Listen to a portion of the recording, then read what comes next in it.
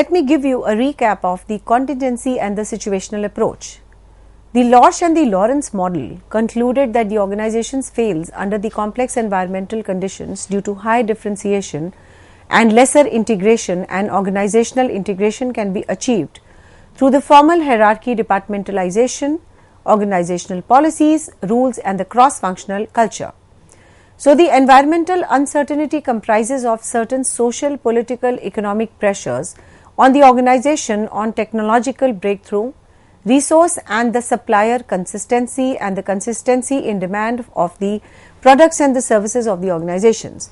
The managers should present an objectives and prepare the strategies, formulate the organizationals, and must instill the mechanisms to adjust the changes in the surroundings. Now, the contingency situational approach. The managers should have the adequate human relations, skill and the leadership styles to incorporate the changes and bring the steadiness.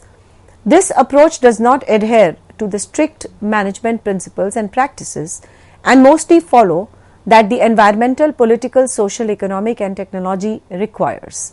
The management of the organization is more creative than the mechanics.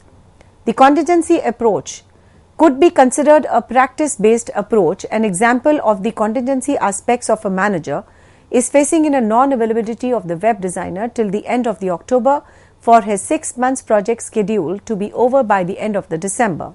The manager now has to inform this unit head either to allocate him the resource for the other teams or to reschedule the project by adding a month extra to his project calendar.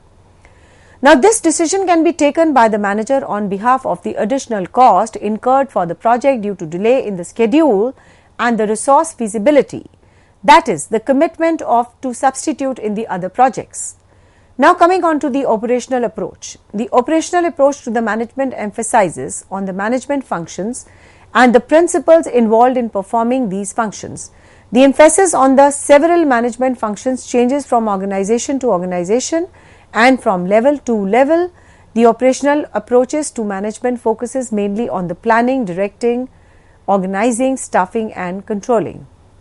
These functions cannot have a static form, as an organization has to function in a dynamic mode. This approach, also known to be the management process approach, views the management as a social process where the actions are initiated to accomplish the objectives. The operational approach offers a broad scope of the management across the organizational levels and the types. This approach suggests that the management is a universal phenomena irrespective of the type of organizations or the levels of the organization. The approach gives a practical perspectives to provide the classification of the managerial functions at the first level into planning, organizing, staffing, directing, controlling. However, the operational approach has been criticized on the following grounds. In this approach, there is no universal acceptance of the management functions, and the expressions used are not usually shared, and even the approach has some shortcomings or the other. This approach came into existence around the year 1950, and the pioneer for the systems approach was a Wiener, followed by the many systems theory specialists. Basically, this approach helps in studying the functions of complex organizations, correlates the planning, organizing, directing, staffing, controlling with each other, and also the problems associated with the same. The approach in itself cannot be applied to any type of an organizations to a deeper extent, as there are no specific tools and the techniques for implementing this approach, that is the systems approach. In the year 1960, a unified approach evolved, which is known as a systems approach. Its early contributors include the Ludwig von Bertalanffy, Lawrence, W. G. Watt, Daniel Katz, Robert Winkley and J. D. Thomson. The systems theorists believed an organization to be flexible and the open system, then constituting of the subsystems as a whole, where every unit is working in a sync with every other unit. The systems might comprise a hierarchy of subsystems such as the Indian government system and the machinery, which comprises the state government machine, or the Indian economy comprising of the various industries such as the agriculture, construction, oil, pharmaceuticals, metals and minerals. So, it constitutes the various companies who have been various units such as manufacturing, production, IT, accounting, sales and marketing machineries. Now coming on to the features of the systems approach. A systems acts as a single unit consisting of the sub-components and the inputs, outputs, processing, feedback and so on. So the various subsystems within the system should not have been studied in isolation. The system is defined by an appropriate boundary. An organization is susceptible to the changes in the environment. In the systems approach, the focus is on overall effectiveness of the system. It is an organization is considered to be a system when all of its functional units are the subsystems of the organization. The systems approach is considered both general specified systems, and the general systems approach is the concept related to the sociology, psychology, philosophy, and a specific management system includes the investigation of administrative structure and information. The planning and control mechanism, job design and so on. The systems approaches considers the quantitative and behavioral approaches or the subsystems, and it may succeed where the process approach to management has failed and where the organization is considered to be an open system. The Chester Barnard used the systems concepts of management for organization and stressed on the need of the effective leadership by balancing and conflicting forces. The features of the systems approach, the evaluation of the system approach. The systems approach supports the modern type of organization such as the project management, where the planning, organizing, directing, controlling are interrelated, and this approach is not concrete at all and it is not applied to the big complex organizations. Moreover, it does not offer any tool and the method for the managers. The systems approach to the management states that organizations are flexible and open systems consisting of the subsystems as a whole, and the unit and the system has to adapt the changes in the political, economic and the social environment. In addition, the systems approach to the management considers the system as a unit with input, output, process and the feedback. The examples of the systems approach to the management. We consider some examples which describes the systems approach better. A healthcare system consists of several units like ICU, extended ICU, normal care, outdoor patient, home care unit. The above subsystems can also be treated as a level of healthcare, and based on the status of the patient's healthcare, they are shifted across the levels. If a patient is ill but does not require hospitalization, then he is given a treatment through the outdoor department, else he is admitted to the normal care unit. From the normal care unit, he can be shifted back to the ICU based critical for his condition. The other subsystems of the healthcare are as follows: the state legislation of the health under the influence of the political environment, health insurance, mediclaims, accidental insurance under the influence of the economic environment. The management as a subsystem of the healthcare organizations, the autocratic, collaborative and so on. The organization as a subsystem, that is primary and the secondary healthcare or individual groups, health centers as the organizational entities. The healthcare infrastructure as a subsystem consisting of the health and the hygiene institutes, hospitals, blood donation camps, emergency service units, mobile healthcare and so on. The support systems comprise of medical institutions where the training for the health care is imparted, and industries which manufacture drugs to cure the health. Whether these subsystems interact with each other? Yes, they do. And when the patient's status changes from ill to critical ill, he is transferred to ICU. The output of the normal eye care unit in the form of the medical reports and diagnosis of the individual becomes the input for the critical care, which is a subsystem in itself. So this is a beautiful example of the health care as far as the systems approach is concerned. If the health care is considered as a system as a whole, then input to the systems are the patient whose health has to be taken care of, and the output should be the patients who have been cured, and the feedback should be standardized or the health or the quality of the health care rendered to the patient. Now there are few more examples of the systems approach to the management. The boundary of the healthcare systems can also be defined, such as funding for the healthcare organizations and where an institute is not set up within the operational boundaries of the healthcare systems. The funding for the health up of an institute should be taken care of by a financial institutions. Another example can be Pizza Hut, Domino Pizza, who operate within their own boundaries through they are having the same business. The healthcare, which is an open system and has to operate within the boundaries and has to follow the government rules and the policies related to the insurance schemes, the mediclaims, the drug directives and so on. The closed systems can be attributed to organizations that is the operated way back in the year 1960, where the external factors were ignored by the managers while making decisions with regard to the regulatory compliances, market trends and the political and economic issues. The mathematical quantitative approach gives a basis for the decision making and believes that the management consists of the mathematical models and the process. This discipline is called the operational research, and it uses the scientific techniques for providing the quantitative base for the managerial decisions. The exponents of this school view the management as a system of the logical process. Different mathematical quantitative techniques or the tools such as the linear programming, non-linear programming, transportation, job scheduling, queuing have found applicability in all areas of management. The quantitative approach paved the way for the mathematical approach, and the mathematical approach has imbibed a culture of critical thinking among the managers and can also be treated as an analytical tool in the managerial practice. The limitations: this approach provides the solutions only for the problems which can be solved mathematically and analytically.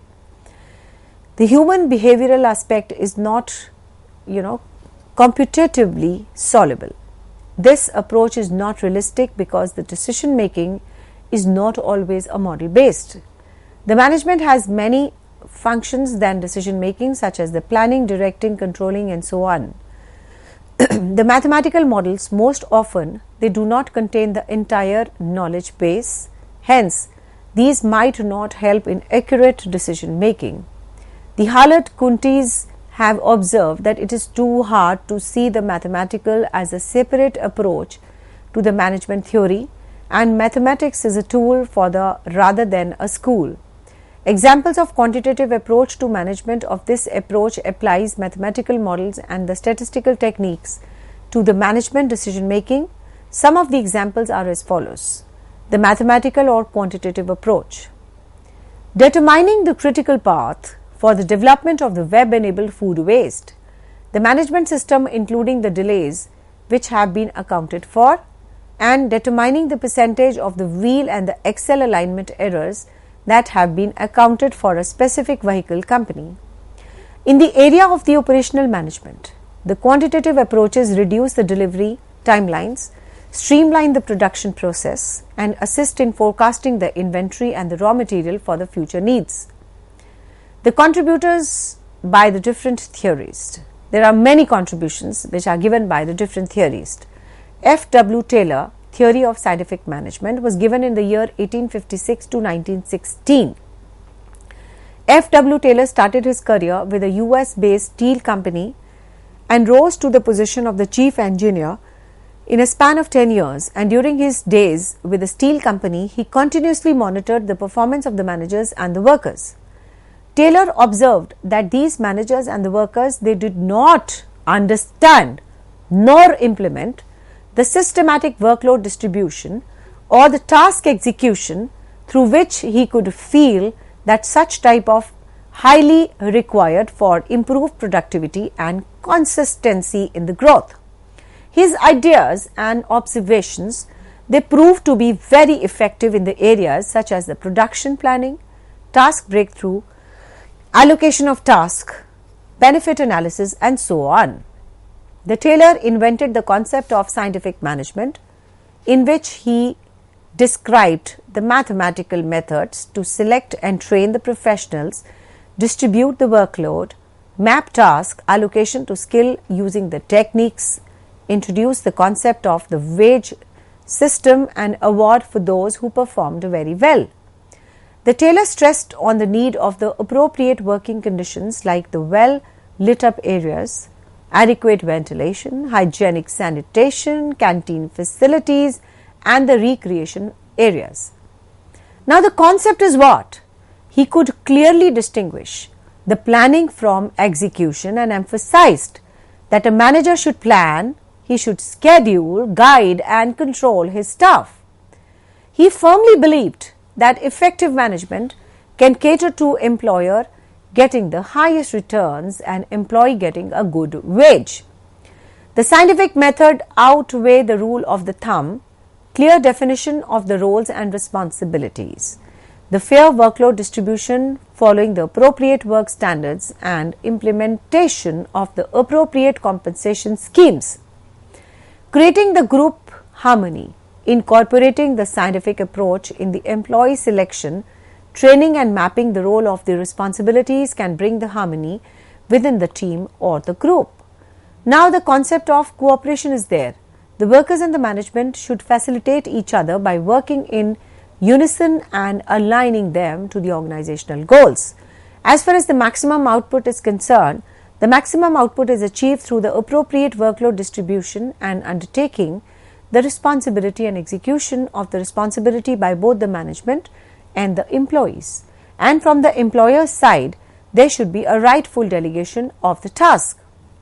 And from the employee side, the task should be executed ideally. Now coming on to the improved work procedures. The management should see that the workers, they get the opportunity to improve their work areas not only for their self-development but also for the growth of the company and bring in the required productivity and the output. Now the key features of the separation of planning and execution functions. Taylor observed that planning for any task or activity should be done by individual who is not involved in executing that task. The best way to manage the task is that an individual using a manager does not have the planning and his team members execute the task. Scientific structuring of the task. The Taylor emphasized that the task allocation and day-to-day distribution of tasks should be such that the average worker under the normal conditions should be able to complete the task in a stipulated time period and in the working days. The scientific categorization across management methods, motions and the time. The Taylor refers to the categorization of the work in relation to the efficiency required to perform the work, and the efficiency required for the type of the job varies from one to another. In terms of the methods, the Taylor observed that the different methods were used to perform the different types of the task. So he distinctly felt the need of improving and refining the methods. For example, the Walmart, an established chain of stores, they lost $1 million in business due to severe downtime for an hour a few years ago. So it improved the method of scientifically replicating the database on some other servers so that in case of emergency during a particular server's downtime, the others are up and working. The term of the motion. If the job involving man and machine is scientifically sequenced, then unnecessary movements are eliminated and the time required to perform the job is optimally reduced. And in what performed more effectively? The terms of the time, the Taylor observed that the different jobs required different time periods. Hence, it was extremely necessary to categorize the jobs as per the time and as per the schedule. In the terms of the fatigue or the stress, the Taylor observed that the employees need relaxation time to preserve their health and efficiency after performing their duties and responsibilities. So the concept of leave and holidays were taken into consideration under the scientific management. Now, as far as the wage allocation is concerned, it has to be scientific. As far as the job standardization is concerned, it has to be under the working conditions, under the standardized conditions. And as far as the scientific selection and the training is concerned, the Taylor also observed the workers should be selected based on the skill sets, experience and qualifications. Moreover, the workers who do not have any kind of required skills, they have to set up, they have to undergo the required training for the task assigned to them. Now, as far as the pay incentives and the economy is concerned, the pay and the reward schemes motivate the workers to work productively, The tailor observed that within the rise in the efficiency, wage of the workers should also rise, which further motivates them, and the tailor observed that the profit making from the product could be earned if the resources used are optimum and the cost is controlled. Then there has to be a mindset transformation. To implement the concept of the scientific management, the tailor observed that it is required that management and the employees to change their mindsets with responsibility towards producing and the largest possible surplus and substituting the old rule of thumb with the scientific justifications.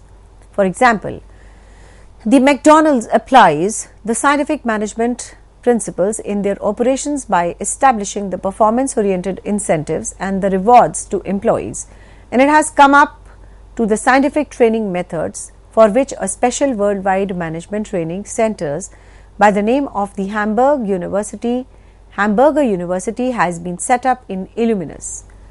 The concept of scientific management was well received, and immediately after it was laid by the tailor, later it was criticized during the first quarter of the 20th century. The assessment was that the tailor had formulated a scientific approach to management rather than embarking and embedding the science into it. It was concluded that scientific management principles did not consider the physical, mental and emotional well-being of a worker. The critics observed that the tailor laid down more emphasis on the production management and on the other verticals. Another observation was that the aid of the tools, equipment and material, the workers had to perform the task, and from the task execution he was instructed by the foreman or the supervisor at every step, which according to the expert opinion, it considered and constrained that the thought of the workers and did not give any chance to utilize their own brains.